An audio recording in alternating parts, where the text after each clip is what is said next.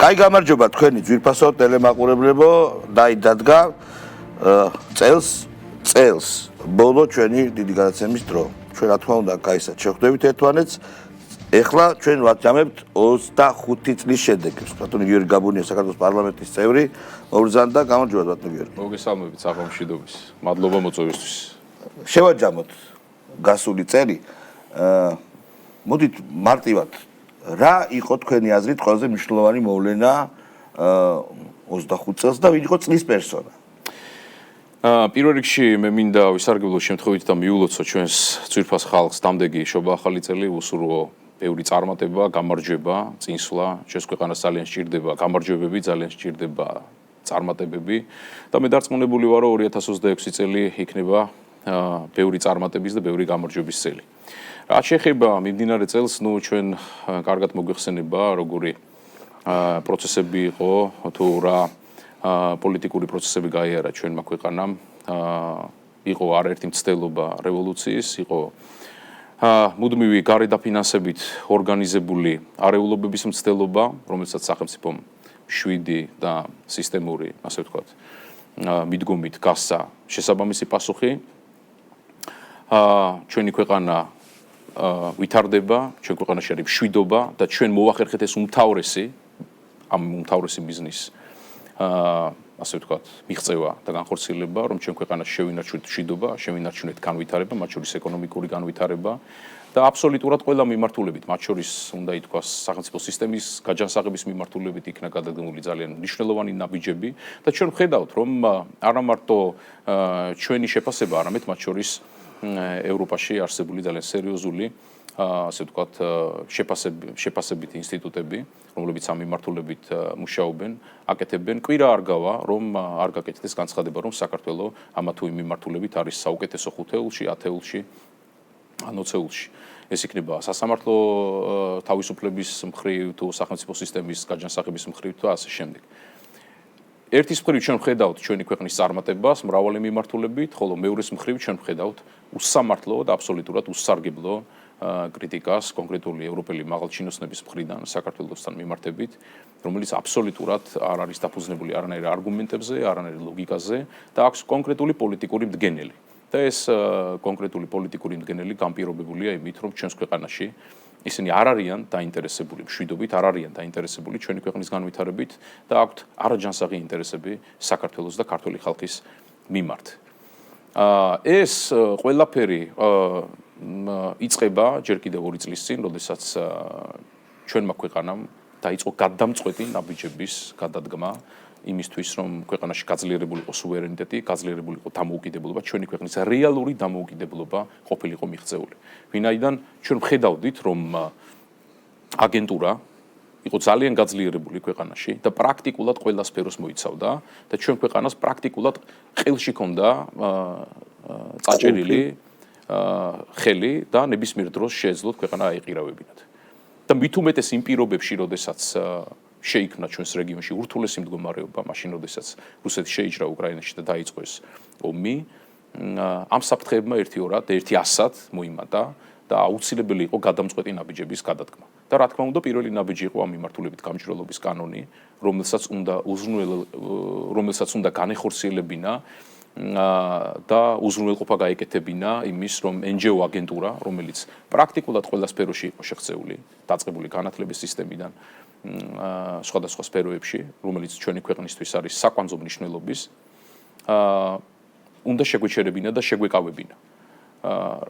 გამჭვირვალობის კანონთან დაკავშირებით ერთი რამ უნდა ითქვას, რომ ამ კანონმა ითამაშა უდიდესი მორალური ეფექტი და პრაქტიკულად ზედაპირზე ამოიყვანა მთელი სიბინძურე და ჭუჭყი, რომელიც ჩვენ ქვეყანაში იყო ჩაბუდებული. პირველ რიგში რა თქმა უნდა არის საუბარი პოლიტიკურ ნაწილზე, რომელსაც ჩვენ რადიკალურ ძალას ვეძახით, აბსოლუტურად სამართლიანად. შემდგომში უკვე NGO აგენტურა, შემდგომში უკვე მათ მიერ დაფინანსებული და მხარდაჭერილი რადიკალური მედია, რომელიც პირდაპირ უწევდა ამ ძალებს საინფორმაციო მხარდაჭერას და ეს იყო მთელი ქსელი გარე დაფინანსებით, რომელსაც აორგანიზებდა საგარეო ძალები იმ მიზნით, რომ ჩვენ ქვეყანაში ნებისმიერ დროს თუ ისინი ჩათვლიდნენ, რომ ჩვენი ქვეყანა მათთვის არასასურველი ვექტორით ვითარდება და მიდის, შეეცვალათ პოლიტიკური სიტუაცია. და ეს ყველაფერი, რა თქმა უნდა, გამწვავდა და პიკს მიაღწია მაშინ, როდესაც წინა საპარლამენტო არჩევნები იყო. ჩვენ გვახსოვს შიდა აგენტურას როგორ აყვირებდნენ და როგორ გამოყავდათ განცხადებებით, მათ შორის ერთ-ერთი მსხვილი აგენტი, ყოფილი პრეზიდენტი ზურაბიშვილი, რომელიც მუდმივად აკეთებდა განცხადებით, რომ საქართველოში საჭირო არის კოალიციური მთავრობა, საქართველოში შეიძლება ტექნიკური მთავრობა. ქარტიაც ხო შეთხზეს რაღაც. ხო, ეს ქარტია ამასთან იყო დაკავშირებული, იქიდან გამომდინარე, რომ მათი სურვილი იყო, რომ უпростоრად მათი დამკვეთების სურვილი იყო, რომ საქართველოში მოხდარიყო პოლიტიკური ცვლილება ამ მეთოდით, რომ კი ბატონო თქვენ ხელისუფლება ხართ, მოდი ეგრევე ნუ გახვალთ, დარჩით რაღაცა ფორმით, ნაწილობრივ, ამათთან ერთად ტექნიკური მთავრობის, რაღაცა კოალიციური მთავრობის ფორმატში და შემდგომში ნელ-ნელა უნდა გაიწიოთ, იმიტომ რომ ჩვენ ახლა გვჭირდება ისეთი ძალა საქართველოში, რომელიც ჩვენ დავალებებს შეასრულებს. და რა თქმა უნდა, აქ ეს დავალებები რაზეც მაქვს საუბარი, ჩვენთვის კარგად არის ცნობილი, ხო? როგორ ისტერიულად მოუწოდებდნენ საქართველოს, რომ ჯერ დაეწესებინა სანქციები, შემდგომ მებრძოლები გაეგზავნათ უკრაინაში და საქართველო ნელ-ნელა ნაბიჯ-ნაბიჯ ჩაეთრიათ უმძიმეს პროვოკაციაში, რომელიც ჩვენს სახელმწიფობრიობას და ჩვენს დამოუკიდებლობას შეუქმნიდა საფრთხეს. ჩვენ კარგად გვახსოვს კონკრეტული ევროპელი მაღალჩინოსნების მოწოდებები, რომ დაუწესეთ სანქციები რუსეთს, რომ დაუწესეთ სექტორული სანქციები, მათ შორის კონკრეტული ევროპელი მაღალჩინოსნები, მათ შორის ევროკომისრები და ასე შემდეგ. ეს ადამიანები მუდმივად მოგვიწოდებდნენ, რომ ჩვენ ქვეყანას მიეღო უზარმაზარი ეკონომიკური ზიანი, რომელიც იქნებოდა ამ სანქციების დაწესების შედეგად. შემდგომში ჩვენ კარგად ვნახეთ, თავად ის ევროპული სახელმწიფოები, რომელთა წარმომადგენლები ჩვენზე ახდენდნენ პოლიტიკურ ზეწოლას, სანქციებთან მიმართებით, როგორ გამალებით ვაჭრობდნენ რუსეთის ფედერაციასთან. მათ შორის პირველ რიგში უნდა აღინიშნოს და გამოიყოს ბალტიის ქვეყნები, რომლებიც სხვადასხვა მიმართულებით 10-ჯერ, 20-ჯერ და შეიძლება მეტჯერ გაზარდეს ვაჭრობა. მათ შორის ღვინის მიმართულებით წარმოიდგინეთ ლიტვა, რომელიც არ არის ღვინის წარმოებელი ქვეყანა, 10-ჯერ გაზარდა ვაჭრობა რუსეთთან. ფარმაცევტული ბაზრის მიმართულებით და სხვადასხვა მიმართულებით. ერთის მხრივ თავად ცდილობდნენ აი ამ უმძიმეს პერიოდში, როდესაც მათი და ჩვენი მეგობარი ქვეყანა უკრაინა არის უმძიმეს განსაცდელში, ჩვენი მეგობარი ხალხი, უკრაინელი ხალხი არის ამ ომის პროცესში. ამის და მიუხედავად ისინი ყველანაირად ცდილობდნენ, რომ სარგებელი მიეღოთ ამ პროცესებისგან. და მეორეს მხრივ მოეხდინათ ჩვენზე ზეწოლა, რომ ჩვენც ჩავარდნილიყავით ისეთ დღეში და ჩვენთანაც წასულიყო პოლიტიკური პროცესი იმ სცენარით, რა სცენარითაც წაიყვანეს თავის დროზე უკრაინაში. რა თქმა უნდა, ეს ყველაფერი ცხადი გახდა. თავიდან სხვათა შორის ერთი რამ უნდა ითქვას, როდესაც ეს პროცესები დაიწყო, საზოგადოებაში თითქოს შეინიშნებოდა ერთგვარი გაურკვევლობა, მათ შორის ისეთი ადამიანების მხრიდანაც, რომლებიც ნამდვილად სწორად ჯანსაღად აზროვნებენ, მათაც შეიძლება დაიწყეს კითხვების დასმა, მაგრამ ცხადი გახდა, რა თქმა უნდა, პოლიტიკური ლიდერების აქტიური კომუნიკაციით საზოგადოებასთან და ასევე ძალიან მნიშვნელოვანი რაც მოხდა, თავად მათი მხილება მათივე საქციელით. როდესაც ჩვენ დავინახეთ როგორ იქცევიან ისინი დამარცხების პირას მისულ უკრაინას. როდესაც თავად უკიჟინებდნენ და თავად აგულიანებდნენ ამ საომარ პროცესში. ხო, ჩვენ კარგად გვახსოვს 2022 წელს, როდესაც მიდიოდა ყველაფერი იქითკენ, რომ ომი უნდა დაწყებულიყო უკრაინაში, როგორი პირობები წამოაყენა მაშინ რუსეთის ფედერაციამ, ხო? პირველი იყო, რომ უკრაინა არ უნდა გამხდარიყო ნატოს წევრი, მეორე უნდა შეჩერებულიყო, დიახ, საქართველო იყო პაკეტში. და მეორე უნდა შეჩერებულიყო ნატოს გაფართოება აღმოსავლეთით და მესამე უკრაინა უნდა გამხდარიყო ნეიტრალური ქვეყანა. და წარმოიდგინეთ დღეს ჩვენ ვართ ისეთი ჩვენ რა მსოფლიო არის ისეთი მოცემულობის წინაშე, რომ რაც დიპლომატიური გზით ვერ იქნა მიღწეული, პრაქტიკულად ამერიკის შეერთებული შტატების ახალი ადმინისტრაციის პირობებში ეს მიზნები და ასევე საბრძოლო ველზე, ანუ საომარ პირობებში გახდა მიღწევადი, ხო? იმიტომ რომ გამოიყვანეს ბატონი ზელენსკი თავად არ თქვეს ამის შესახებ, თავად ბატონი ზელენსკი გამოიყვანეს და თავად ათქმევინეს, რომ უკრაინა ნატოს წევრი აღარ გახდება. მაკრონმაც ხო თქვა, რომ რუსებს უნდა ველაპარაკოთო პუტინს, ეგ ხო თქვა. ეს კიდევ მეორე ამბავია, თავად ევროპული ლიდერშიპი როგორ იქცეს. საერთოდ ევროკავშირის ყველაზე დიდი პრობლემა არის ის, რომ დღეს რეალურად ევროპას აქვს ლიდერების პრობლემა. რომ დღეს ევროპაში არ არსებობს ლიდერები, რომლებიც საკუთარ თავზე აიღებენ პოლიტიკურ პასუხისგებლობას. არა, ურბანზე და პიცოზე ვერ ვიტყოდი მაგას. ბატონო? ურბანზე და პიცოზე ვერ ვიტყოდი მაგას. ნუ არ არის აქ არის საუბარი,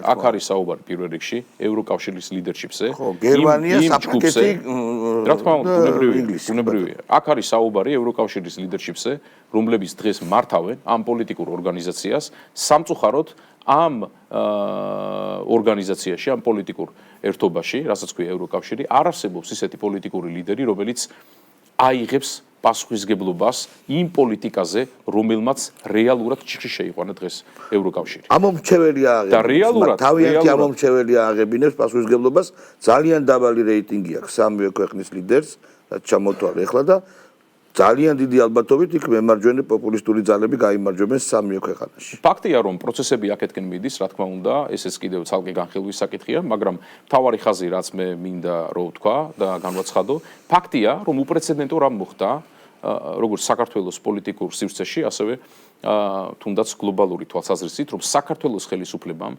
დაიწყო ერთ-ერთმა პირველმა თუ არა, მსოფლიოში ისეთი პოლიტიკური გზავნილების გაკეთება, მათ შორის საგარეო პოლიტიკის მიმართულებით, რაზეც დღეს თავად ამერიკის შეერთებულ შტატებში ახალი ადმინისტრაცია საუბრობს და აკეთებს აქცენტებს, რომ აუცილებელია სუვერენიტეტის გაძლიერება, აუცილებელია დამოუკიდებლობის გაძლიერება, რომ არ შეიძლება უხეში ჩარევა შიდა პოლიტიკაში, სხვა ქვეყნების შიდა პოლიტიკაში უხეში ჩარევა, არ შეიძლება რომ NGO სექტორით კონტროლდებოდეს, ასე ვთქვათ, სხვა ქვეყნების ხელისუფლებით და ასე შემდეგ.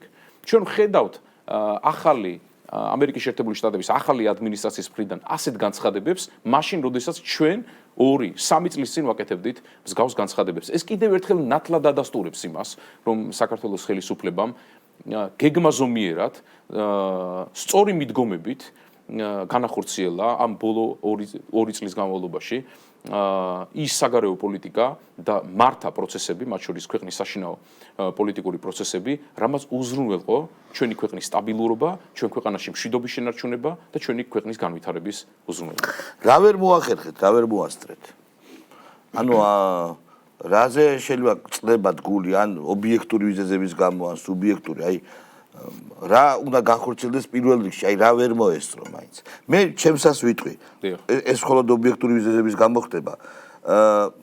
ვერ მოხერხდა დემოკრატიის კიდევ ერთი ატრიბუტის ოპოზიციის შენარჩუნება პოლიტიკურ ველზე. ეგ იმიტომ კი არა, რომ გაანადგურა ქართულმა ოცნებამ. უბრალოდ თავი მოიკლეს ადამიანებმა.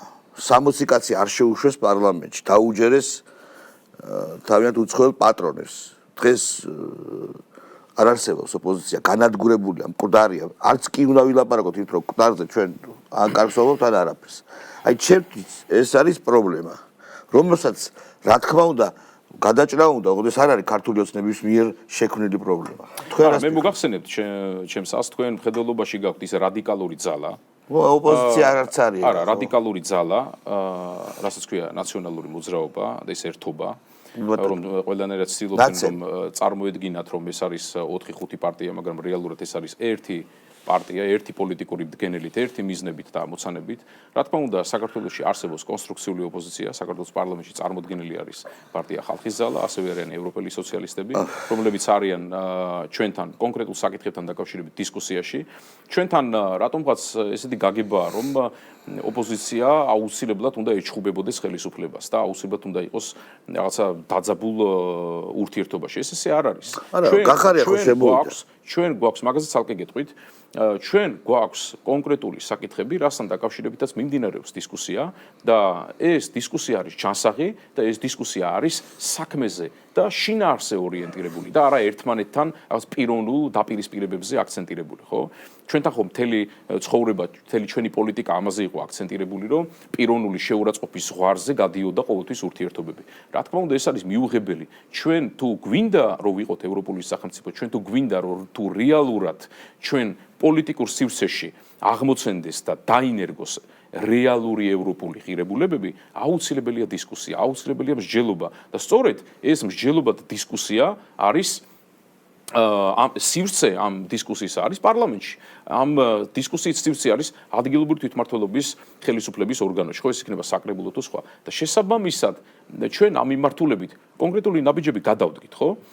ჩვენ გვაქვს დისკუსია და მსჯელობა კონკრეტულ საკითხებთან დაკავშირებით. ხა გახარიას რაც შეეხება ეს დანაყოფი, რა თქმა უნდა, არის ნაცების კონკრეტული დანაყოფი, რომელიც შემოვიდა პარლამენტში. ხა რა მიზნით შემოვიდა და როგორ ამასთან დაკავშირებით ალბათ როდესაც გავა გარკვეული პერიოდი გამოჩნდება ყველაფერი, მეც მე ამასთან დაკავშირებით მეტ განცხადებას მოვერიდები, თუმცა ფაქტია, რომ ეს არის რადიკალური ოპოზიციის ნაწილი, რომელიც შემოიყვანეს პარლამენტში იმ მიზნით, რომ ჩვენთან გარკვეული, ასე ვთქვათ, სალაპარაკო პირი დაიტოვა. მაგრამ ერთი რამ ცხადია, რომ ჩვენ მოვახერხეთ ერთი უმთავრესი ამოცანის შესრულება მშვიდობის შენარჩუნებასთან და განვითარებასთან ერთად. ეს არის, რომ ჩვენ მაქსიმალურად უზრუნველყავით, რომ შიდა პოლიტიკურ პროცესებში მომხდარიყო გარეჩარევების აღკვეთა.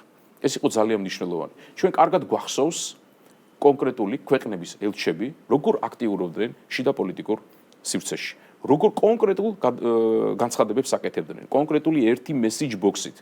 აბსოლუტურად ანომალიური მდგომარეობა იყო შექმნილი, რომ ერთი ევროპელი ქვეყნის ელჩი და რადიკალური ძალის წარმომადგენლის განცხადება იყო ფაქტობრივად იდენტური ერთმანეთთან. ანუ მათ ჰქონდათ ერთი პოლიტიკური შინაარსის განცხადებები. რატომ იყო ბატონო გიორგი, რატომ იყო, ეხლა აღარ არის? ეხლაც ეგრეა. კი, ეხლა არის, მაგრამ ნახეთ რა შეა საქმე, რომ ჩვენ მოვახერხეთ ის, რომ რევოლუციური სცენარები ჩაიშალა.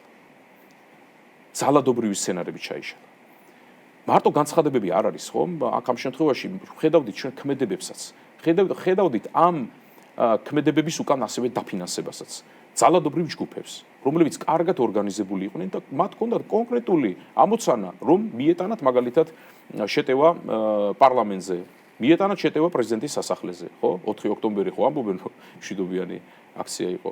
ეს ხო გეგმა იყო, ეს ხო აბსოლუტურად დაფინანსებული, კარგად ორგანიზებული და დიდი ხნის წინ ჩაფიქრებული გეგმა იყო, რომელზეც ისინი მუშაობდნენ, ხდებოდნენ კონსპირაციულ ოფისებში, ბინებში ერთმანეთთან და მათ შორის კონკრეტული გადაკვეთები აღმოჩნდა გერმანიის ელჩსა და ერთ-ერთ პოლიტიკური პარტიის ლიდერს შორის. ამიტომ ეს ყველაფერი კარგი ანალიზის საშუალებაა საზოგადოებისთვის პირველ რიგში, ხო?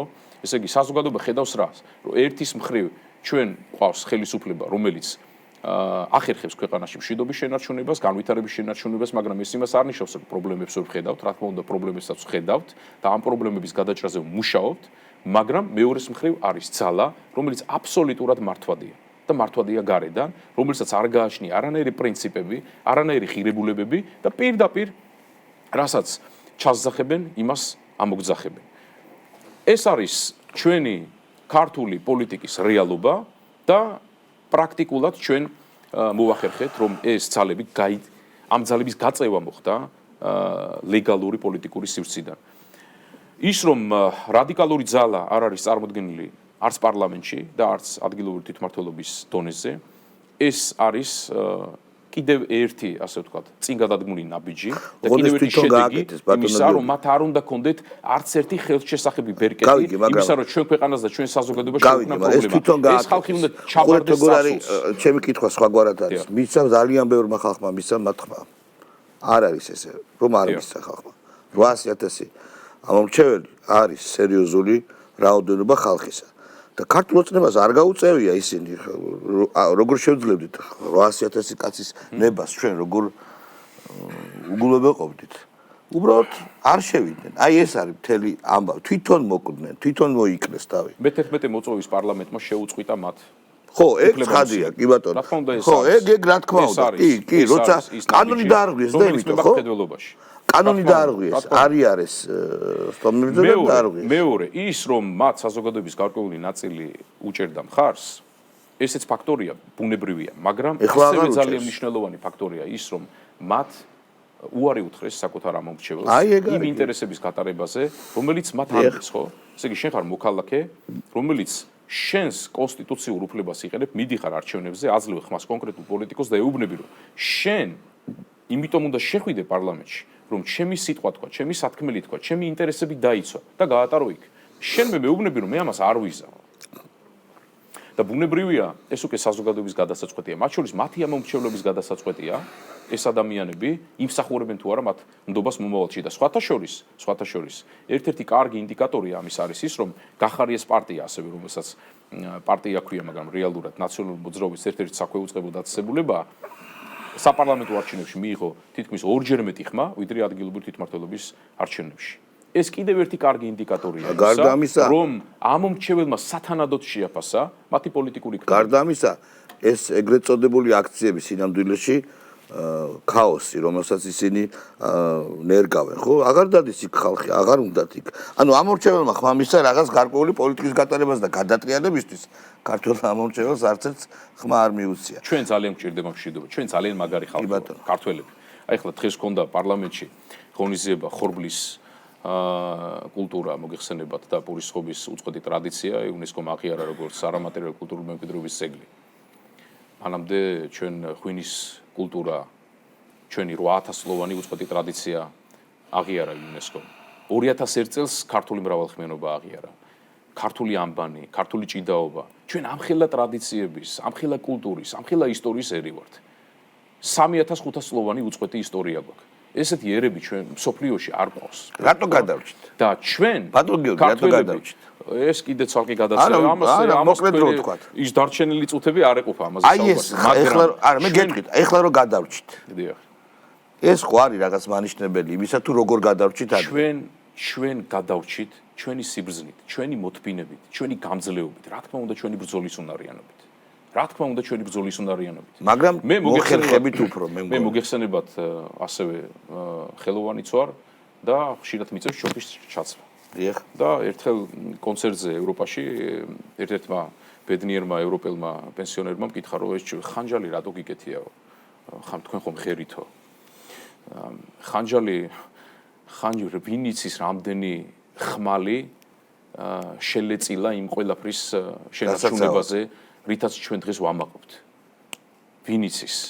ეხლა ქართველი კაცი, ქართველი ადამიანი, ეწეღან მკითხეთ, როგორ გადარჩა ქართველი ადამიანი. ქართველ ადამიანს შიოდა, სწუროდა, უჭირდა, იხიზნებოდა, არაფერი არ ქონდა, მაგრამ ვეფხისტყაოსანს ზეპირად სწავლობდა და თაობიდან თაობას გადასცემდა, რომ არ დაეკარგა. საუკუნეები გადასცემდა, ხო? მანამ სანამ ვახტანგ მეექვსემ პირველად არ გამოსცა და არ განსხეულდა ვეფხისტყაოსანი. ათასობით საგალობელს და სიმღერას ზეპირად სწავლობდა. ხელნაწერთა ინსტიტუტში 16500-ზე მეტი საგალობელია დაცული, რომელიც ფილიმონ ქორიძემ მთელი ქვეყნის მასშტაბით ჩაიწერა. შემდგომ ექვთი მეკერესელიძემ გადაწერა. და ფილიმონ ქორიძე იმდენად ჩქარობდა, რომ მარტო ერთ ხმას იწერდა, იმ იმედით, რომ შემდგომშიო მომღერლებიო პირველს და ბანს შეუწყობენო, ვერ ასწრებდა. აი ამხელა კულტურის ხალხი ვართ ჩვენ. და ეხლა კაია კალას და მარტა კოს უნდა რომ ჩვენ გვასწავლოს ევროპული ღირებულებები და გვასწავლოს როგორ ვიცხოვროთ. და გვასწავლოს რა არის კარგი და რა არის ცუდი. ამიტომ მე ეს ყველაფერი მიტომ ბოდიში გადახვევისთვის, მაგრამ მე ეს ყველაფერი მიტომ თქვი, რომ ჩვენ ბრძენი ხალხი ვართ. ჩვენ კარგად ვიცით, ძალიან ძლიერია ჩვენში თვითგადარჩენის ინსტინქტი. ძალიან ძლიერია ჩვენში ბრძოლის უნარიანობის ინსტინქტი. არავინ არ იფიქროს ის, რომ ქართველ კაცს ბრძოლის ეშინია. არა, ჩვენ უნდა ვიცოდეთ, როდის ვიბრძოლოთ, როდის დავიცვათ, როდის უნდა გადავიდეთ შეტევაზე, მაგრამ რა თქმა უნდა, სიბრძნე აუცილებელია. და ყველაზე დიდი სიბრძნე არის მშვიდობაში. ყველაზე დიდი სიბრძნე არის მოთმინებაში. და ყველაზე დიდი სიბრძნე არის ის, რას ჩვენ ახლა გავაკეთეთ. მე გარწმუნებთ თქვენ, რომ და მე ამაში სრულიად დარწმუნებული ვარ, რომ ეს ხელისუფლება რომ ყოლოდა საქართველოს 90-იან წლების დასაწყისში, დღეს საქართველოს არსებითად და სხვა სახელმწიფო იქნებოდა. ჩვენ რო ქონოდა სახელმწიფოებრიობის თვითშეგნების ის გამოცდილება თუნდაც, რაც ჩვენ აი ხა უკანასკნელი 35 წლის განმავლობაში დავაგროვეთ, ჩვენ აბსოლუტურად თვისობრივად სხვა სახელმწიფო იქნებოდა. მაგრამ სამწუხაროდ ღმერთმა ისე ინება, რომ ჩვენ შეცდომებზე ვისწავლეთ. ჩვენ შეცდომებზე ვისწავლეთ, სხვის შეცდომებზე არა. და რახან ღმერთმა ისე ინება, რომ ჩვენ შეცდომებზე ვისწავლოთ, მაშინ შეცდომები აღარ უნდა დაუშვათ. შეცდომების დაშვება შეიძლება, მაგრამ შეცდომების დაშვება გამეორება არ შეიძლება. და ბოლოს, ბატონო გიორგი, ახალი წელი მოდის. ჯერ კიდევ არის დარჩენილი რამოდენიმე დღე, მაგრამ მიმართოთ ეს ტელემაყურებელს და მიულოცეთ ახალი წელი. რა თქმა უნდა. კიდევ ერთი ახალი წელი, 2026 წელი, მე მინდა უსურო ბედნიერება ჩვენს ხალხს. მინდა უსურო გაძლიერება, მინდა უსურო გამრავლება ჩვენს ხალხს. ჩვენ ძალიან გვჭირდება გამრავლება, ჩვენ ძალიან გვჭირდება ბევრი წარმატება და გამარჯვება. ჩვენ ძალიან გვჭირდება გამარჯვებები, ბევრი გამარჯვებები, ყველა მიმართულებით. და მე დარწმუნებული ვარ, რომ ეს გამარჯვებები იქნება. თავარია სიბრძნით, მოთფინებით, შვიდობით, შვიდად მიუყვეთ იმ პროცესებს, იმ ურთულეს პროცესებს, რომელიც დღეს მსოფლიოშია. ასევე მე მინდა ვისარგებლო შემთხვევით და ჩემს ძალიან ძვირფას მეგობარს ვარლამ ლიპარტელიანს მიულოცო ახალგაზრდული ორგანიზაციის ხელმძღვანელად არჩევა ქართული ოცნების ვარლამი ჩვენი ლიპო გახლავთ საოცარი ადამიანიც ქართველი კაცის მაგალითი ნამდვილი როგორი უნდა იყოს ქართველი ადამიანი მე მინდა ვუსურვო მას წარმატებები ამ ახალ და მეტად საპასუხისმგებლო პოზიციაზე და მე დარწმუნებული ვარ რომ ვარლამის საქმიანობა იქნება ძალიან წარმატებული და ასევე მინდა ძალიან დიდი მადლობა გადავუხადო გიორგის ჩაკვეტაძეს მის წინამორბედს რომელმაც ძალიან ბევრი კოლოსალური ტიტანური შრომა გასწია იმისთვის რომ ეს მიმართულება პარტიაში ყოფილიყო ძლიერი და სათანადო დონეზე. ურმეს მადლობა ბატონი გიორგი გაბუნია იყო ჩვენი განაცემის სტუმარი მეგობრებო საქართველოს პარლამენტის წევრი ურმეს მადლობა კიდევ ერთხელ და ზაზა მოვიდა და გვარი კი იცით როგორ ვინ ზაზა დადის ჩვენთან მუდმივად სტუმრად.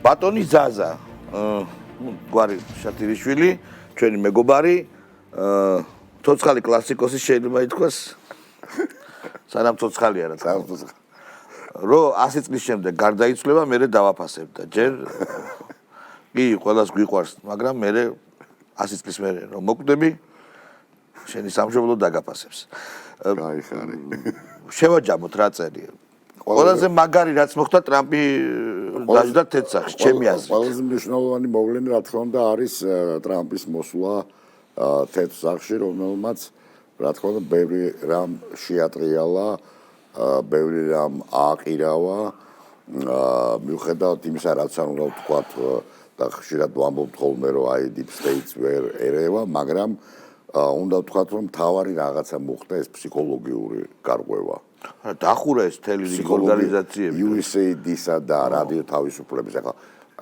ჩვენ ამერიკის რადიო თავისუფლება რადიო თავისუფლება მეტყო მაგას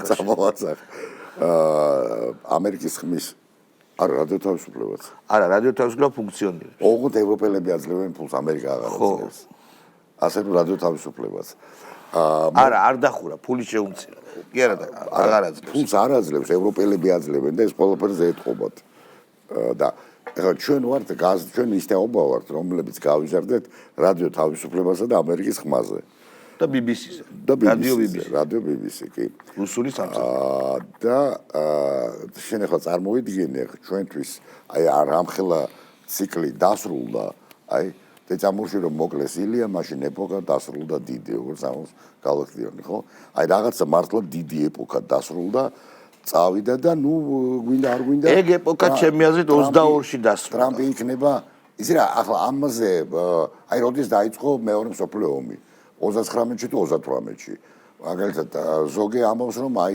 ავსტრიის ანშლუსი იყო მეორე მსოფლიო ომის დასაწყისი მაგრამ იცი რა არის მთავარი რა არის რომ აი უკვე წლის ბოლოს აბსოლუტურად გამოიკვეთა რა როდესაც დაიდო ეს სტრატეგია ამერიკის სადაც ევროპა არის ფაქტობრივად გამოცხადებული როგორც მთავარი მტერი გეოპოლიტიკური ხო და რუსეთი არ არის ახსენები საერთოდ არა რუსეთი ნეგატიური კონოტაციით არ არის ნახსენებია მაგრამ არა როგორც მტერი და აი ეს ხომ არის და ამიტომ რა არის იცი მთავარი მომენტი რა არის რომ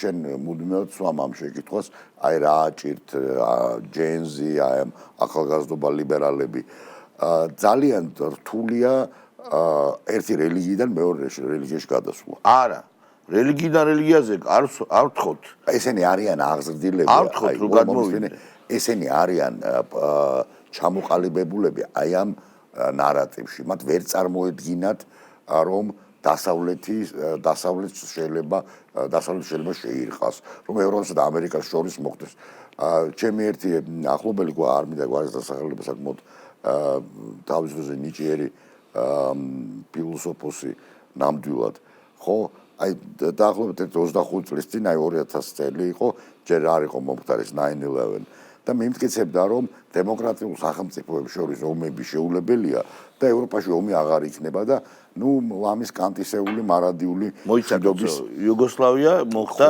არა ეს ხო არ იყო ეს ხო მილოშევიჩი ხო არ იყო დემოკრატიული ხო გესმის ეგ შეიძლება ხო ეგ ანუ ეგ შეიძლება დასჯა შეიძლება ესეთი დასჯა შეიძლება ომი არ შეიძლება დასჯა შეუძლებელია და ყველაზე უფრო მნიშვნელოვანი მომენტი ალბათ არის ეს რომ იმის შემდეგ გავიდა 25 წელი და ვართ მუდმივ რასაც ამერიკელებიც და რუსებიც ერთნაირად დარქმევენ საგანგებო სამხედრო ოპერაცია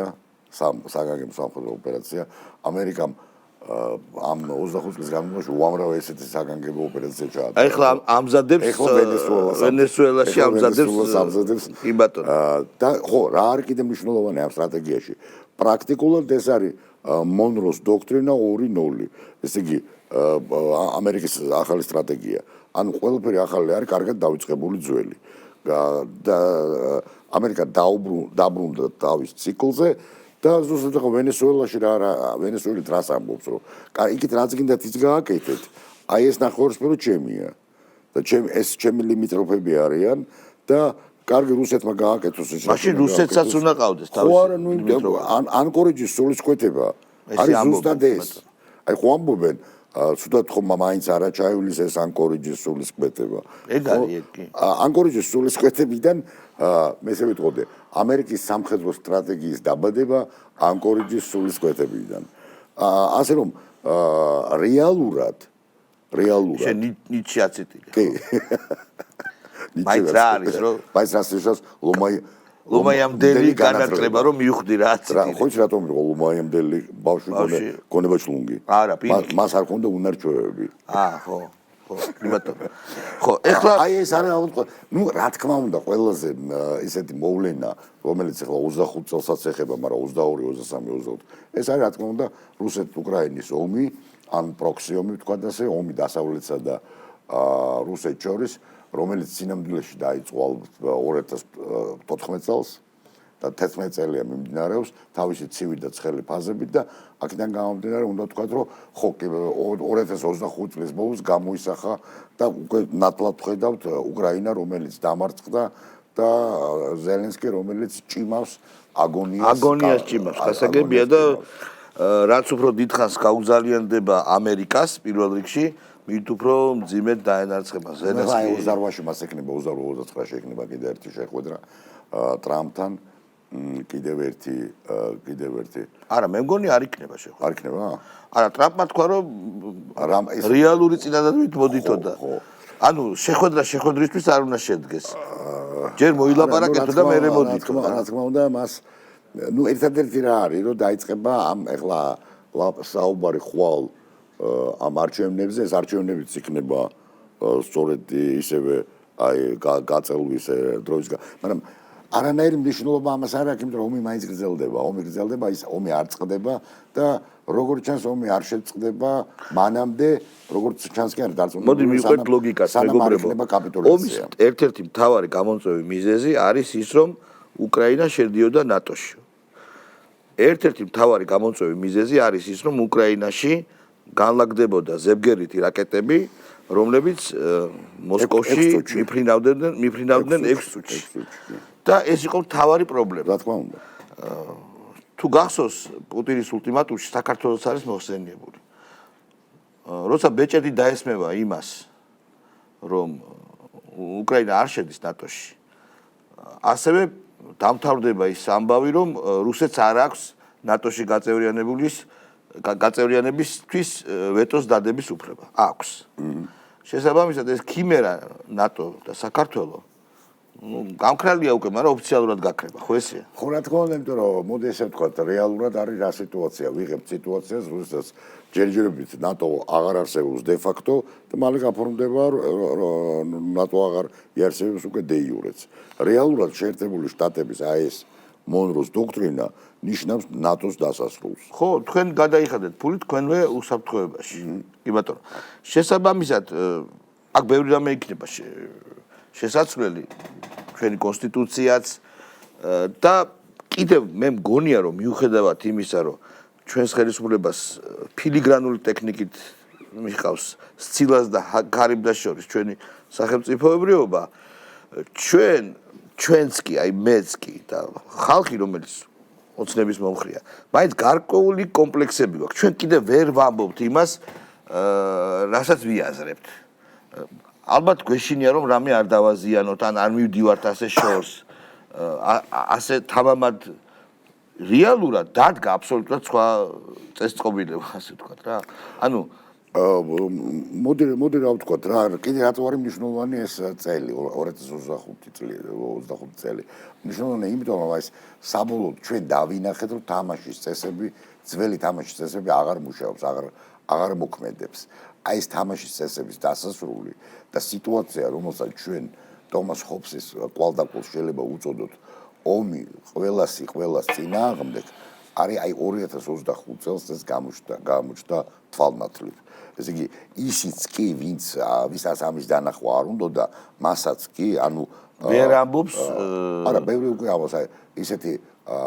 იმედგაცრუებული ლიბერალები მოდი ესე ვთქვათ აი მაგალითად როგორც არის ფარიდ ზაქარია ფარიდ ზაქარიაზე ნამდვილად ვერ ვიტყვით რომ ის არის უწყო ადამიანი იმდენად გაუცრუდათ იმედი აი უკრაინაში ომის უკრაინისთვის ტრაგიკულად წარმართვამ დაასრულა მათი იმედი. ეს რა თქმა უნდა არის უკრაინის ომის იცი არის ხა მეორე მომენტიც არის უყურე 2022 წლის ბოლოს როდესაც რუსეთი ფაქტობრივად დამარცხდა აი პირველ წელიწადს და ეს უნდა ვთქვათ რომ ნამდვილი დამარცხება იყო როცა კოპიანსკი და ხარკოვი დაიბრუნა უკრაინამ და როდესაც რუსეთი ხერსონი დაიბრუნა იმ ხელა ქალაქიდან შემდეგ ხერსონი უკვე მომავალ წელს და ეხლა უკვე რა ხდება და რუსეთმა შეცვალა ომის სტრატეგია მანევრული ომიდან გადავიდა პოზიციურზე ხო და მეორე მომენტი 2023 წლის გაზაფხულის ბოლოს ევროპამ აღმოაჩინა და დასავლეთმა ამერიკა და ევროპა ჯერ კიდევ ერთად არის ბაიდენის პერიოდია აღმოაჩინა რომ სანქციები არ მუშაობს თურმე რუსული ეკონომიკა რის გამო მე ეკონომიკის სპეციალისტი არა ვარ მაგრამ როგორც სპეციალისტები და არასპეციალისტები ვხედავთ არ იმოქმედა 2023 წლის ბოლოს აღმოჩნდა რომ ეს ეგრეთ წოდებული კონტრნასტუპი კონტრშეტევა მარცხით დასრულდა და ეხლა აი ეს რატო არ მნიშვნელოვანია ეს 2025 წელი და მისი ბოლო გამოისახა ფრონტის ჩამოშლა და მეორე მომენტი და ის უბედურება რაც რუსეთმა დაატრიალა უკრაინის ზურგში ანუ 50% შუქის და გაზის გათიშვა არიან ფაქტობრივად ესენი არიან როგორც ჩვენ ვიყავით მთელი 10 წელი 91-დან 2001 წლამდე ხო ანუ ფაქტობრივად საქართველოს 10 წელი აი რაც ხელოვნურად გააკეთა რუსეთმა ჩვენ ესე ვიცხოვრეთ 10 წლის განმავლობაში მაგრამ ომში ვიცხოვრეთ მე ესე ხო ანუ მოსახლეობა რომელიც არის აბსოლუტურად როგორ გითხრა იცი არა უბრალოდ იმედგაცრუებული ტრაგიკულ განცდაში რომ ყველაფერი დამთავრდა ეხლა მე მაქვს ურთიერთობები და ახლობლები მყავს ხო მაგრამ მაინც პროპაგანდა მუშაობს იცი რა არის მე ხა გეუბნები პირში რასაც გეუბნებიან უბრალო ადამიანები ჩვენ აი უბრალოდ რასაც ეს იგი პრაქტიკულად აი ჩემ ერთ მეგობართან რომელიც წლების განმავლობაში უკრაინაში მუშაობდა ძალიან კარგი ექიმია და მისმა კოლეგამ ну აი სრული ну ადამიანმა ტირილი დაიწყო აი შენ სიტუაცია რომ ადამიანი ტირის ხო არა და თელევერ არის რამდენი ახალგაზრდა დაიღუპა რამდენი აი ამას განიცდიდა რომ პრაქტიკულად გენოფონდი ამოწყდა აი მისი სიტყვებია ხო ამ ადამიანის უკრაინელის მესმის ძალიან ძიმია ძალიან კარგი ექიმის მესმის ეს ძალიან ძიმია მაგრამ თავის დროზე უნდა ეფიქრათ როდესაც ხო რა თქმა უნდა და უნდა გადატრიალება მოხდეს ბერმა მისცა 73%-მა ზელენსკის სწორედ იმიტომ მისცა ხმა რომ ზელენსკის მთავარი დაპირება ეს იყო მშვიდობა ხო ესეც გავიხსენოთ უკრაინას თავი დავანებოთ უკრაინა შეიძლება გვაინტერესებდეს და გულშემატკივრობდეთ მაგრამ უკრაინა არის იმ ულტიმატუმის მხოლოდ ნაწილი საქართველოს არის რუსეთის ბატონო არ ნახსენებია ანუ ის განუყოფელია ეხლა რაც გააკეთა უკრაინის ნატოში არ შესასვლელად გაცილებით იოლად გააკეთებს საქართველოში ხო იქ ანუ 10-ჯერ 20-ჯერ იოლიამ მისთვის ამ ცდელობის საქართველოში ნატოში შესვლის ცდელობის აღკვეთა. შესაბამისად კიდევ ერთხელ ვამბობ, ჩვენთან უკვე დადგა ახალი რეალობა. აი, რაც უნდა ბევრი ვილაპარაკოთ, ჩვენის ყველაფერი ძალიან კარგად გვაქვს გააზრებული. საზოგადოების მხრიდან ახლა ჩვენ მეც შენც არაერთხელ გვითქვამს, რომ ეს არის აბსოლუტური ილუზია. ისევ ვიმეორებ, ამერიკის ახალი სამხედრო სტრატეგია, რომელიც უკვე დაიდო და შეგვიძლია წავიკითხოთ 33 გვერდი არ არის ძალიან დიდი, ხო? ამას რომ წაიკითხავ, ერთადერთი ბევრი დასკვნა შეიძლება გამოვიტანო, რომ ერთ-ერთი მათ შორის აი შავით თეთრზე რაც წერია, ეს არის ის, რომ ნატო de facto აღარ არსებობს. ხო და აი უყურესათა ეს უკვე საკამათოც აღარ არის. ხო და მე რატო დავიწყე ეს საუბარი ხა? არა ხარ შენ ფსიქიატრი და ფსიქოლოგი. კი ბატონო. უბრალოდ მე მინდა აღწერო იმ ადამიანების მდგომარეობა, ბევრს ჩვენ ვიცნობ, ჩვენ ყველანი. ძალიან ბევრს მე და შენ ვიყავით ლიბერალები, ხო? და ფორას მივცემდი სიგიჟეში.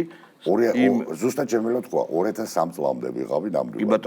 როდესაც ამერიკაში პირველად ვიყავი და ჩემს თვალწინ დაიწყო ერაყის ომი და არ დამავიწყდება ამერიკის შტაბების უფროსის გამოსვლა, რომ ჩვენ ეხლაო ჩვენ ვართ მეომარი გამათავისუფლებელი.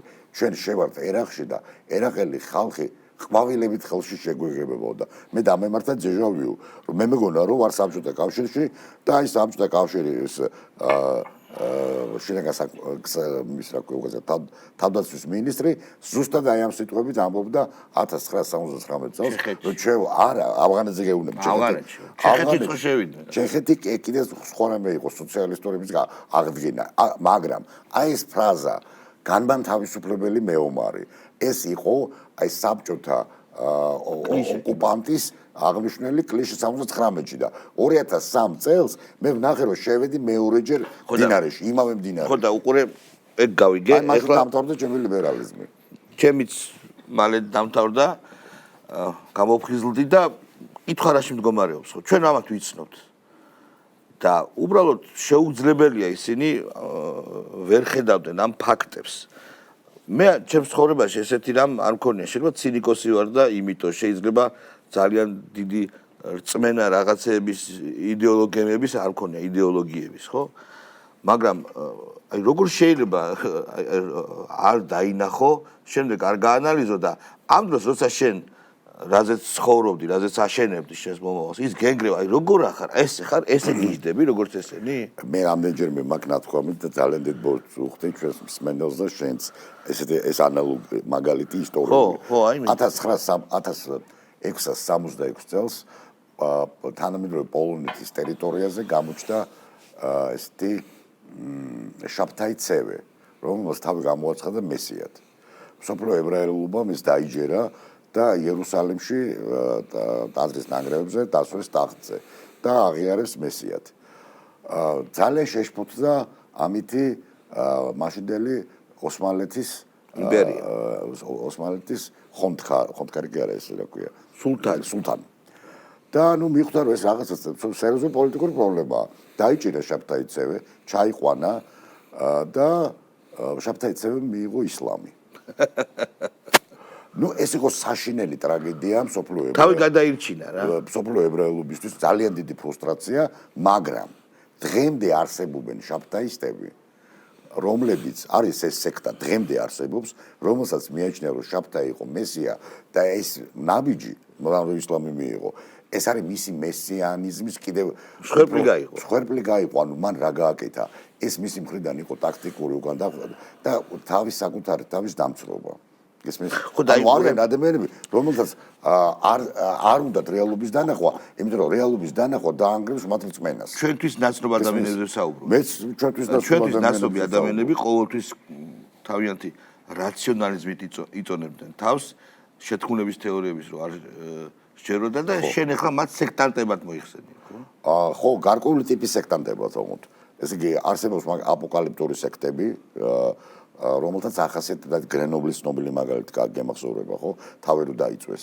ანუ როდესაც აი ეს თვითდამცრობა არ უბრალოდ გამოიხატება რიტორიკულ თვითდამცრობაში, არამედ მას მოსდევს რიტუალური აქტი თავის დაწვის.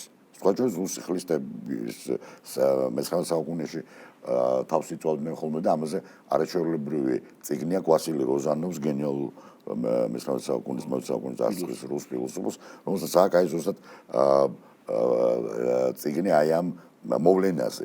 სხვათა შორის 70-იან წლებში იტალიელმა ეთნოგრაფმა და ფილოსოფოსმა დე მარტინომ დაწერა წიგნი სამყაროს აღსასრული, სადაც 4 მხრიდან გამოიკვლია ეს მოვლენა. მათ შორის მან აღმოაჩინა აპოკალიპტური ბოდვის სინდრომი. 1942 წელს მოხდა ეგეთი ფაქტი. ეს ძალიან მომგებიან სიტუაციაში ხარდაობ ახლა მაგრამ წიგნია შემიძლია ზედანია აპოკალიპტური ბოდვის სინდრომია. ან ილიაურის რექტორი რო არის. აი ეგეთ ადამიანებს რომლებსაც გამრავლების ტაბულა მინიმუმ იციან. მოდი არ გვინდა კონკრეტულ ადამიანებზე საუბარი. მე უბრალოდ დავახარისხებ შეიძლება? ერთი ვიღაცებს ჯერათ და აქვთ აი ეს აპოკალიპტური ნოდია მაგალითად არიან მეორენი, რომლებიც თავის დროზე მათი მხრიდან ეს იყო აბსოლუტური კონფორმიზმი. და ისინი დღეს არიან საკუთარი კონფორმიზმის ტყვეები და ზოგიერთი მათგანი ცდილობს ნელ-ნელა გამოსვლას ამ მდგომარეობიდან. მათი გვარს არ დავასახელებ. რამდენიმე სტატიას გადავხედე და აშკარად ვიგრძენი, რომ ადამიანს უნდა გამოსვლა. ანუ მაგას ქვია ზადნის მისცემა, ხო? მუმია 2 გახსოვს? კი, როგორ. აი და ვიღაცა თავს იკატუნებს. ხო. გაიგე? ანუ ტრანსში არ არის ჩავარდნილი, უბრალოდ იმეორებს და ესე მოხდა, გაიგე და და არის კიდე მესამე კატეგორია, არის მესამე კატეგორია, რომელიც ფულს იღებს და აკეთებს საქმეს. ხო, აი ამ საქმეში, რასაც ესენი აკეთებენ წყალებში, ფულს ვინ იხდის დღეს? ძალიან შემცირებულია USAID-ის მერე, ევროპა იხდის ფულს და სულ უფრო ნაკლებია და შენც ხედავ ხო რამდენად დაეცა ესე იგი რა ცოტა ხალხი არის მისი პარლამენტის წინ. პროგნოზი რო გავაკეთოთ, რა მოხდება 26-ში? 2026 წელს მე მგონია რომ იქნება კაპიტულაციის წელი და ეს არა მარტო უკრაინის კაპიტულაციის წელი და ეს იქნება ევროპის კაპიტულაციის წელი. შესაბამისი შედეგი. დიდი მადლობა. ზაზა შათრიშვილი იყო ჩვენი განაცემის სტუმარი, შევაჯამეთ შეძლების დაგვარად. წელი და კიდევ დღეს ვაკაცების დღე გვაქვს, გოგა ხაინდრავა, აგერ დგას ბატონი და შემოგბრძანდება სულ ცოტა ხანში.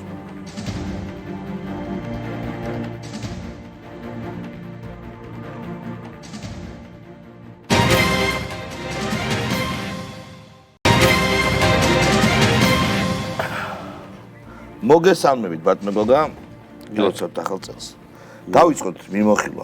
კი, სიამოვნებით დავიწყოთ მიმოხილვა. მე ვფიქრობ, რომ ისტორიული წელი იყო, 25 წელი და ეს განსაკუთრებით მნიშვნელოვანი რაც მოხდა, ეს არის ის, რომ ქართულმა საზოგადოებამ, ქართულმა სახელმწიფომ და საქართველოს ხელისუფლებამ როგორც არასდროს დაადასტურა მთელი მსოფლიოს წინაშე თავისი სუვერენიტეტი და დამოუკიდებლობა. ეს არის ამაზე დიდხანს ვფიქრობ, დიდი ხანი იყო და სულ მაინტერესებს, რომ ეხლა ჩავიხედე როდის იყო საქართველოს ამდენად დამოუკიდებელი და ამდენად სუვერენული სახელმწიფო როგორც დღეს. და საუკუნეებში, რა თქმა უნდა, ეხლა იყო ბწყინვალე ხანა, გიორგი ბწყინვალე, დავით აღმაშენებელი, თამარ მეფე და სხვა ისტორიული მონაკვეთებიც, მაგრამ თანამედროვე ისტორიაში, თქვათ, აი იმ თვალსაჩინში, რომელიც ჩვენ შეგვიძლია, რომ შევაფასოთ ეხლა, ჩვენ შეიძლება ისიც გვახსოვს კოლხიდა და სხვა, მაგრამ აი ჩვენ თვალსაჩინში მე არ მახსოვს და არც ვიცი ისეთი ეპოქა, სადაც საქართველოს როგორც სახელმწიფო საერთაშორისო ასპარეზზე ყოფილიყო ესეთი მტკიცე, ესეთი ცალსახად, ასე ვთქვათ, ორიენტირებული საკუთარ ინტერესებზე, საკუთარ მომავალზე, საკუთარ აწყოზე. და ის რასაც ჩვენ ხედავთ, ხო, ის რაც გაბედა ქართულმა საზოგადოებამ, ის რაც გაბედა ქართულმა სახელმწიფომ, საქართველოს ხელისუფლებამ. აი ამ აბსოლუტურად უსამართლო ბრძოლაში, აი ამ გარყვნილ, გადაგვარებულ პორნოლიბერალურ სამყაროსთან დაწყებული ბაიდენის ადმინისტრაციით და უამრავი დაწესებულებებით ამერიკის შეერთებულ შტატებში და დამთავრებული ამ აბსოლუტურად დეგრადირებული ევროსაბჭოთა კავშირით, ხო? დღე არ გადიოდა შალვა. არ იყო არც ერთი დღე ამ წლის განმავლობაში, რომ თავდასხმა არ ყოფილიყო საქართველოზე.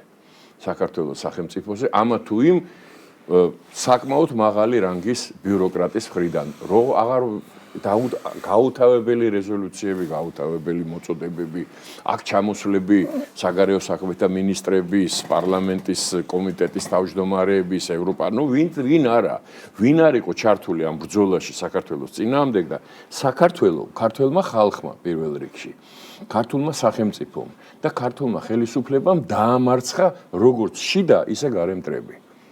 და შიდა მტრების, ასე ვთქვათ, გაცამტვერება, რასაც ჩვენ ახლა უყურებთ, ეს განაპირობა იმან, როგორც არასდროს მტკიცეთ დავიცავით ჩვენი ქვეყანა და ჩვენი ინტერესები, ჩვენი სუვერენიტეტი საერთაშორისო ასპარეზზე, რაც არნახული, მე ისე ვიმეორებ, ეს არ არის ლიტონის სიტყვები და აქ არ ვაკიბუქობ ახლა მე. არნახული პატივისცემა და ყურადღება მიიქცია მთელ მსოფლიოში. და ამას ჩვენ ხვდებით ყველა ნაბიჯზე. ჩვენ ხედავთ, თქვათ, რითი დაიწყო ეს წელიწადი, როდესაც არალეგიტიმური მთავრობა და იქ რაღაცა არასწორი არჩევნები და დემოკრატიის უკან დახევა და იქ რაღაცა ადამიანის უფლებები და რითი დამთავრდა, რომ საქართველოს დგას პედესტალზე და ის ვინც ამაზე ლაპარაკობდა, აღარ არსებობენ. ევროკავშირი მორჩა. იმის მერე რაც ჩვენ გვესმის ამერიკის შეერთებული შტატებიდან და ეხლა უკვე ავსტრალიის სენატორებმა მთელი მსოფლიოდან დაიწყო ლაპარაკი იმაზე, რას დაემსგავსა ეს ჭაობი რა, ეს ბიუროკრატიული ჭაობი, ეს გარყვნილების და იმისი, რა ქვია, კორუფციის ბუდე, ეს ევროკავშირი, რომელიც ჩამოიშალა, ამავდროულად ყველა ის ინსტიტუტი, რომელიც უტევდა საქართველოს ამერიკის შეერთებულ შტატებში, ხო? ეს მეტყველებს იმაზე, რომ ჩვენ ერთ-ერთი ყველაზე წარმატებული ბრძოლა მოვიგეთ ჩვენი უკანასკნელი საუკუნეების ისტორიის მანძილზე. აი ეს არის რეზუმე ამ წლის. ეს გარე საერთაშორისო ასპარეზზე. შიდა ასპარეზი არის ძალიან მნიშვნელოვანი ორი საკითხი. პირველი, ეს რა თქმა უნდა, ეკონომიკური ზრდა და ის წარმატება მიუხედავად ამ ჯანჯღარისა, ხო? ნუ არ ვიცი, პოლიტიკური დემარშები, ამ არნახული წნეხის ფონზე ესეთი ეკონომიკური ზრდა სტაბილურად, ასე ვთქვათ, რომელიც ამ წლის განმავლობაში იყო, არის, რა თქმა უნდა, განსაკუთრებული მნიშვნელობის მოვლენა. ეს იმას არ ნიშნავს, რომ კეთილდღეობაში გავიღვიძეთ. პრობლემები ბევრია, წინ, ასე ვთქვათ, უამრავი თემა არის, რომელიც არის მოსაგვარებელი, მაგრამ ასე ვთქვათ, ამას ხედავს მთელი მსოფლიო და რაც თავარია, ყველაფერს, რასაც ჩვენ ლაპარაკობთ, ამას ადასტურებს ევროკავშირის და იმ ინსტიტუტების კვლევები და ანგარიშები და ციფრები და რიცხვები, რომელსაც ჩვენ ვხედავთ და რომელთან ჩვენ კავშირი და წვდომა არ აქვს, თვითონ აკეთებენ ამას. და მესამე, მე ვფიქრობ, განსაკუთრებული მნიშვნელობის საქართველოსთვის. ეს არნახული ბრძოლა ნარკომანიასთან და ნარკობიზნესთან რა. აი ნარკოკარტელებთან. ის რაც დღეს საქართველოში ხდება, ამის წარმოქმნა იყო ძნელი. ჩვენ უკვე მივეჩვიეთ, რომ ყოველ დღე 40-50 კაცს ვგებულობთ, რომ დაიჭირ რა რაოდენობის ნარკოტიკი არის ამოღებული. შენ გესმის, რამდენი ახალგაზრდა კაცის სიცოცხლეა გადარჩენილი. შალვა, მე მინდა რომ თელმა საზოგადოებამ ჩვენ უკვე მივეჩვიათ ამ ყოველ დღე 40 კაცი დაიჭირეს, ის 3000 რაღაცას რო დაიჭერენ. ეს ნიშნავს, რომ მინიმუმ 300 კაცი სიკვდილს არის გადარჩენილი. ხო? ესე იგი 2 ტონა ეს უბედურება, ეს საწამლავი დაწვეს რამდენიმე ერთი კვირის თუ 10 დღის წინ. განადგურეს, ხო? ხო. 2000 კაცზე მეტი ადამიანი, ვინც საწამლავს ყიდის, წარმოიდგინე. აი სიკვდილს ვინც ყიდის, ის არის ნეიტრალიზებული და ვთქვათ, ამანაწია ძალიან ვთქვათ ციხეში პატიმრების რაოდენობა, რითიც ახლა სპეკულირება იწყება, მაგრამ ნუ ეს ბუნებრივიც არის, როდესაც ამდენ ადამიანს დაიჭერდა. მე ყველაზე მეტი რა მიგვირს, ეს შენ წარმოიდგინე, როგორი ვნებაა ეს და როგორი დეგრადირება ადამიანის ფსიქიკის, რომ ესმით, რომ ყოველ დღე შალვა იჭერენ 30, 40, 50, 20 თუ 15 რამე ადამიანს და ეს არის 20 წლიდან უადომდე. მომგებიანია მათთვის და მაგით. როგორი ვნებაა, წარმოიდგინე, რომ მიუხედავად ამისა, ამას თვითონ ხედავს, იცის, რომ არის ბრძოლა გაჩაღებული და 20 წლიდან იქამდე. და ჩვენ ვისთანა გვაქვს საქმე და როცა ვთქვი, რომ აი მთლიანად დამარცხდა, ვთქვათ, აი ეს სექტა, ბოროტი სექტა, აი ამ მეხუთე კოლონა. შენ წარმოიდგინე უცხოეთიდან შემოსული, მე არ მინდა ეხლა იქ კონკრეტულად ადამიანების, ვინც აი ამით იყო დაკავებულიო ჩვენ ახალგაზრდებს წამლავდა, სინდისის პატიმრებს ეძახიან. სინდისის ბარიგებს ეძახიან სინდისის პატიმრებს. და შენ წარმოიდგინე, იბრძვიან იმისთვის სახელმწიფოს წინააღმდეგ, ანუ ქართველი ხალხის წინააღმდეგ, იმიტომ რომ დღეს ქართველ ხალხს, ქართველ ამომრჩეველს, ქართულ საზოგადოებას წარმოადგენს, ქართულ სახელმწიფოს წარმოადგენს ქართული ოცნება. ეს არის პოლიტიკური ორგანიზაცია, რომელმაც 10 არჩევნები მოიგო საქართველოში და მიუხედავად იმისა, რომ უამრავი ხრიკი, უამრავი ბოროტება, უამრავი წილისწამება, უამრავი ტყვილი, უამრავი ინსტიტუტი საერთაშორისო მასშტაბის იყო გამოყენებული იმისთვის, რომ ეს წარმატება, თქვათ, პოლიტიკური წარმატება ამ ორგანიზაციის რამენაირად მიეჭკმალათ, ან თქვათ, გადაეფარათ, ეს ვერ მოახერხეს. რატო იცი? იმიტომ რომ დღემდე არ იციან ვისთან აქვს საქმე. რა ხალხია ქართველი ხალხი? არ იციან არც ჩვენი წარსული, არც ჩვენი ისტორია, თუმცა ეს ჩვენი მენტალობა, არც ჩვენი ღირებულებები, არც ჩვენი ღირსებები და არც ჩვენი ბრძოლის უნარიანობა. არ იციან ელემენტარულად. ხო, ზოგადად იცოდნენ მაგათ ადრე რაღაც. სოვეტოლოგები არასოდეს არ იცოდნენ, რუსები ვეგონეთ ყოველთვის, გამიჯერეთ. 340 კაცი მუშაობს ამერიკის საელჩოში. აქედან 40-ია დიპლომატი, 300 არის მზვერავი. მინდა გითხრა, რომ სალომე ეს პარიზელი ქაჯუნა რო გეგონება ლიდერი და ხაბეიშვილი და ის რო გეგონება, ესე გაგებაში არ ახარ ვინ არის საქართველოში, ვინ რა ქვეყანაა, რა ხალხია, რისი უნარი აქვს, თქვათ. მე მგონი რომ ცოდნოდათ უკვე ისეთი წამგებიანი თამაში ჰქონდათ, მაგრამ მე მქონდა ძალიან ხშირი იცი ხა ორჯერ სახელმწიფო მინისტრი ვიყავი და რეგულ კვირაში ორჯერ როგორც მინიმუმ თქვათ აი ამ ელჩებთან და ელჩების წარმომადგენლებთან და საელჩოებთან მქონდა ურთიერთობა. მინდა გითხრა რომ იყვნენ ბეცები. ტეფტი ამერიკის შეერთებული შტატების ელჩი, რომელიც მე რუსეთში დანიშნეს, წარმოიდგინე, დონე. ვიკილიქსი რო გამოქვეყნდა და რო ვნახეთ ვიკილიქსში იყო მისი გზავნილები, კი ბატონო. რუსთავი 2-ის მაშინდელი რუსთავი 2-ის იმის მიხედვით იყო შედგენილი ეს გზავნილები. ეს მეტყველებს იმაზე რომ იყო ბეც და იყო კიდეც. იმიტომ რომ მე არ დამავიწყდება ლევანი ცხონებული ღმერთმა გაანაცვლოს მისი სული. ერთად ვიყავით მაგასთან მისულები, ეს იმის სტადიონის შეკრებამდე ადრე და ვითხრა რომ ჩვენო გავაკეთეთო კვლევაო და 4-5 კაცს თუ შეძლებთო, იმასაც ვერ შეძლებთ, ამიტომ არ გირჩევთ ამის გაკეთებასო. და ხო ნახე მე ის 4-5 კაცი ტევა არ იყო სტადიონზე. ეს იგი მაშინ მივხვდი და ამის კიდე ერთ ყველაზე დიდი დასტური, რომელმაც ასე ვთქვათ მაფიქრებინა რომ იმ ქვეყანას ძალიან მძიმე მომავალი აქვს და თქვა ტრამპი გადაარჩენს თუ არა, ეგეც დიდი კითხვის ნიშნის ქვეშ დგას. ეს არის, როდესაც იმას საკუთარ ცხენებს რო გამოასწრეს იმიდან, რა ქვია, პორტუგალს ვიძახენ, ავღანეთიდან. CIA-ის დირექტორი მაშინდელი საგარეო დაზვერვის უფროსი გამოვიდა პრესკონფერენცია ქონდა დიდი და განაცხადა რომ ჩვენო თალიბებს არ ველოდებოდით ასე სწრაფად. არა, სწრაფად კი არა, იმაში არ ველოდებოდი თუ გინდა ასე სწრაფად, რა ნიშნავს? აბა ვის ელოდებოდი? ეხლა ჯერ ერთი რო არ ელოდებოდი, რა დღეში ხარ, როგორც დაზვერვა. იმიტომ აბა ავღანეთში თალიბები იყვნენ და ამერიკელები იმ დროისთვის ხო იქ არ დაპირისპირებული მხარე არ იყო, სხვა არავინ, ხო? მეორეს ერთი თუ არ ელოდებოდი ამას საჯარო თელი მსოფლიოს გასაგებად როგორ ამბობ რომ ხარ ბეცია, ვაფშე გაგებაში არა ხარ, რა არის დაზვერვა 20 წელიწადი და 2 ტრილიონი დოლარი და 86 მილიარდი დოლარის იარაღი დაუტოვეს თალიბებს, დღემდე ყიდიან იმ იარაღს აფშეში. შესაბამისად, კითხვა მდგომარეობს შემდეგში. გასაგებია, რომ ზოგადად დეგრადაცია ხდება, დეკადანსია, სოფლიო პოლიტიკური აზრის დეკადანსია. სოფლიოსი არა. ლიბერდებილური კი არა, მე მინდა გითხრა, სოფლიოს მიჩარევ ამაში, იმიტომ რომ სოფლიო ინგლისში, გერმანიაში, საფრანგეთში, ევროატლანტიკური სივრცეს დეგრადაცია სრული აბსოლუტურად. გასაგებია, პოლიტიკური დეგრადაცია. აბსოლუტურად. გასაგებია. კრახი შეიძლება ითქვას. რა თქმა უნდა, კრახი. რუსეთს ძლიერი ლიდერი ყავს, ჩინეთს ძლიერი ლიდერი ყავს და ასე შემდეგ.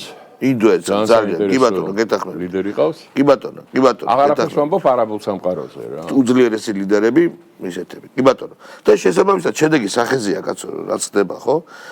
საქართველოს ადგილი ეხლა დღეს ძალიან კარგად აქვს გამონახული. ანუ დივერსიფიცირებულია ურთიერთობები, დივერსიფიცირებულია ვაჭრობა, ჩვენ ეს შევძელით. და მართალია ძალიან უცნაურად შევძელით რა. მერტი დაგვეხმარა ალბათ. მარტივი არ არის. მომავალში რა იქნება? ესე იგი მე ვფიქრობ, რომ მომავალი წელი კიდევ უფრო წარმატებული იქნება, იმიტომ რომ საერთაშორისო წესრიგი ასე თუ ისე რაღაცა ფორმით აუცილებლად ჩამოყალიბდება. წინააღმდეგ შემთხვევაში მსოფლიო ბირთვული კატასტროფის წინაშე დგას და ეს არის ცალსახა. ამის შესახებ პირდაპირ არის ნათქვამი ყველაზე მნიშვნელოვანი მოთამაშეების მხრიდან, ამერიკიდან, ჩინეთი ჩუმად არის, მაგრამ ყველას გვესმის რუსეთი და ამერიკა. შესაძლებლობები, ხო? დღეს დაპირისპირება ნატოსა და რუსეთს შორის იმ დონეზე ავიდა და თუ გავითვალისწინე მართალია ეს ბეც შენ წარმოიდგინე როგორი ეპოქა დადგა რომ ევროკავშირის ქვეყნებში არ არის არც ერთი ლიდერი. არც ერთი პოლიტიკოსი არ არის. ხა შეიძლება იმაც მერც პოლიტიკოსი უწოდო, რომელიც გამოდის და და აი არ ვიცი იმას რა ქვია სტარმერს. არა. ორბანია. ხო.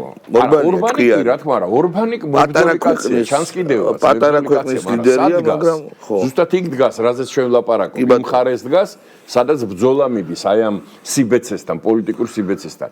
ის რაც დღეს ამერიკა იმის ევროკავშირის შორის ხდება, ესე იგი ჩვენთან შედარებით, რასაც ვთქვათ, იმას ბედავდა ევროკავშირი, ეს ევროსაბჭოთა კავშირი საქართველოს მიმართ საბავშვო ბაღია, რასაც არც იქიდან გვესმის ჩვენ ევროკავშირთან მიმართებაში, ხო, რაც ამერიკის შეერთებული შტატების სენატის, კონგრესის წევრები, მომაღლესი პოლიტიკური ხო, აღარაფერს ვამბავ რუბიოზე, დივენზე და შემდეგ ხა.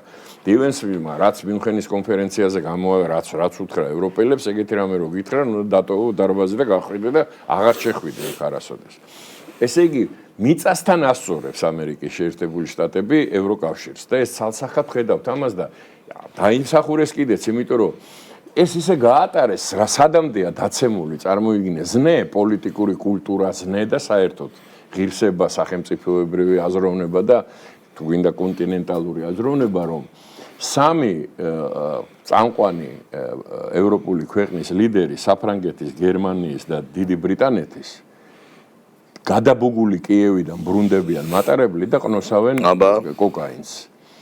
და არათუ როგორ ხო გახსოვს ეს ამაზე სამარცხვინო სცენა აი პროს წარმოიდგინე შენ ეს გაიხსენე ჩერჩილი, ტეჩერი, ის რა ქვია, დეგოლი და ასე შემდეგ, ხო? ნუ გესმის რა ზოგადად. აი საქართველოს ადგილი, ანუ ჯერჯერობით ჩვენ სარგებლობთ იმით, რომ ძალიან ბრძნული სტრატეგია გვაქვს, ჩვენთვის ბევრს არ სხელა და ჩვენც არავის არ ვაღიზიანებთ. ისე ვახერხებთ, რომ არ წვავთ და არ ჩამო. კარგი, შავ, ჩვენთვის თუ არ ცხელა, აბა ვისთვის ცხელო? თუ ინვესტიცია ამერიკა შეგვეშლა ამერიკა. არა, ამერიკაშიც კაცო, იქ დიდი ბრძოლა მედი შიგნი. ჩვენ ხო ხედა, აი აქ იჯდა ეხლა კაცი, რომელიც ძალიან კარგად ხსნის იმ ვითარებას, რომელიც დღეს არის მსოფლიოში. ესე კარგად რო ერკვეოდეს, თქვა ფილოსოფიაში, დღევანდელი პოლიტიკის, განსაკუთრებით ამერიკის შეერთებული შტატების, იმიტომ რომ ეს deep states, რომელზეც ვლაპარაკობთ, ის ძალიანად მოკალათებულია იქ და ჩვენ ვიცით ეს სახეები, გვარები, ოჯახები და ასე შემდეგ ყველამ კარგად ვიცით, ხო? რა გავლენა აქვს, მაგათ კი ვხედავთ, რაც უქნეს ევროპას, ხო? შენ წარმოიდგინე დღეს, როდესაც წალეკა ევროპის ერთ-ერთი ყველაზე მძიმე პრობლემა არის მიგრანტები, უკანონო მიგრანტები. შენ წარმოიდგინე, ახლა შენ ამას ხო ხედავ? შეიძლება ამას ყველაფერს ეთერში არ უშვებ, იმიტომ რომ ძნელი საყურებელია ეს ამ. დღისით მზისით სკოლის ბავშვების გაუპატიურება ხდება ბრიტანეთში, გერმანიაში და ამას ვერაფერს ვერ უპირისპირებენ. წალეკა ვთქვათ ამ პრობლემამ ევროპა და ორი კვირის წინ ევროკავშირის მინისტერიალმა გამოიტანა გადაწყვეტილება, რომ ეს უნდა გაგრძელდეს და მეცაც გეტყვის თქვენს, რომ გადავანაწილებს სხვადასხვა ამას ებძვის ხალამოღებული ორბანი ამასთან ბრძოლაში ჩაერთო ჩეხეთის ახალი პრემიერ-მინისტრი და ამასთან ბრძოლაში არის ჩართული პიცო, რომელიც პრაქტიკულად ხო, გაწირეს ამის გამო. ამიტომ ამ ფონზე მე ვერ გეტყვი, რომ ჩვენი ადგილი გვაქვს, უბრალოდ ეხლა დაკონკრეტებული არ არის, თქვათ ის სქემა, რა სქემით იქნება განხორციელებული მომავალში ევროპული პოლიტიკა და მსოფლიო პოლიტიკა. ჩვენ უნიკალური ადგილი, აი შენ რო თქვი ღმერთი ქვია, უნიკალური ადგილი მოგცა ჩვენ ღმერთმა და ამ ადგილის გამოყენების, ასე ვთქვათ, შესაძლებლობა გამოვიყენეთ, ხო? თორე აქამდე ჩვენ ამას არ ვიყენებდით. დღეს ქართული სახელმწიფოს პოლიტიკამ გაიხედ, გამოიხედა და დაინახა აი ამ ასე ვთქვათ, მტვერში, რომელიც ვთქვათ, მოიცვა ევროპამ ამ პოლიტიკურ მტვერში, დაინახა, რომ შესაძლებლობები ძალიან დიდი არის აღმოსავლეთში, დასავლეთში, სამხრეთში. ჩრდილოეთშიც არის სამწუხაროდ დღემდე დაკეტილია და ესეთი პრინციპული პოზიცია რუსებთან მიმართებაში, როგორც საქართველოს უჭირავს, არავის არ აქვს დღეს მსოფლიოში. არავის არ აქვს მსოფლიოში. არც ამ გაუბედურებულ ევროპას, ამ სამარცხვინო ევროპას, რომელიც როგორც აღმოჩნდა ხანახიდან ვაჭრობს რუსეთთან, ხანახიდან სნიკერსი რო რუსეთში დამზადებული სნიკერში რო გაიყიდება ბრიტანეთში და ლონდონის მაღაზიაში, შენ გესმის რა დონეზეა, იქ აღარ ვლაპარაკობ ნავთობზე, მინერალებზე და სხვადასხვა რამეებზე. ერთადერთი ქვეყანა, ვისაც პრინციპული პოზიცია უჭირავს. არც დიპლომატიური ურთიერთობები აქვს, არ გამორჩა არც ერთ განცხადებას თუ ვთქვათ ქმედებას, რომელიც ამხელს ამ იმპერიალიზმს რუსულს, ხო? არაფერში არ მიხსნა შესაძლებლობა, რომ გამოყენებული იყო ჩვენი ტერიტორია, ჩვენი სატრანზიტო შესაძლებლობები, ჩვენი ჰაერი, ჩვენი ზღვა თუ ჩვენი მიწა, ერთადერთი და რას გვიპირისპირებენ? ჩვენა ვართ პრორუსული ქვეყანა. ეს პრორუსები მართლა ეს ჩოგჯენში მდგომები ესენი. მთელი ევროპიან, ამერიკიან, დედიან, ბუდიანა. იმ დღეს გამოვიდა პუტინი და თქვა ეს ამერიკაო ის ბირთვული იარაღებს და რამეებზე რო ლაპარაკობს. ერთი საათ საიდან ყიდულობს საწვავს, ხო არა ვიცი.